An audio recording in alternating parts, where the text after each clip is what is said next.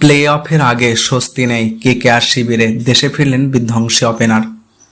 গতবারই প্রথম আইপিএল খেলেন Phil Salt.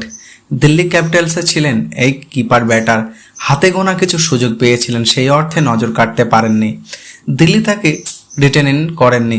এবারের নিলামে কেউ নেয়নি সল্টকে। কলকাতা নাইট রাইডার্সের ওপেনার জেমস রয় টুর্নামেন্ট শুরুর আগে সরে দাঁড়ান। তার পরিবর্তে হিসেবে সল্টকেই সই করায় কেকেআর। প্রথম দল হিসেবে এবারের প্লে অফে নিশ্চিত করেছিল কলকাতা নাইট রাইডার্স। শুধু তাই নয়, প্রথম দুইয়ে থাকাও নিশ্চিত করেছে কলকাতা নাইট রাইডার্সের এ মৌসুমের সাফল্যের অন্যতম কারণ ওপেনিং জুটি। মরশুমের শুরুতেই অবশ্য ঠিক ছিল না। সুনীল নারিন ফিল সল্ট জুটিকে দেখা যাবে, পরিস্থিতি তেমনটাই তৈরি হয়, যার দুর্দান্ত জুটিতে পরিণত হয়। হাতে গোনা এক দুটি ম্যাচ বাদ দিলে দুর্দান্ত পারফর্ম করেছে এই জুটি। ইংল্যান্ডের ক্রিকেটার ফিল সল্ট দেশে ফিরে যাওয়ায় রাজস্থানের ম্যাচ এবং প্লে অফের জন্য ওপেনিং জুটি দেখা যাবে কলকাতা নাইট রাইডার্সে।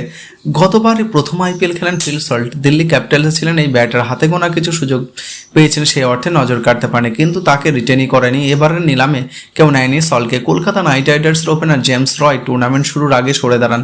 তার পরিবর্তন হিসেবে সল্টকেই সই করে কেকেআর। প্রস্তুতি ম্যাচে ভরসা দেন তাই দলে।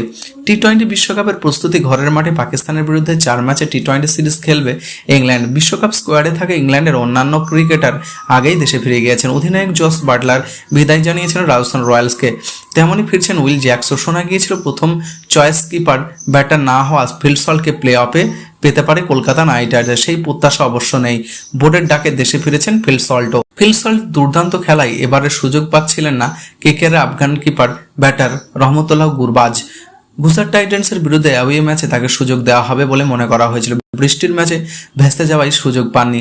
লিগের শেষ ম্যাচে রাজস্থান রয়্যালসের বিরুদ্ধে সুনীল নারিনের সঙ্গে জুটি বাঁধতে দেখা যেতে পারে গুরবাজকেই।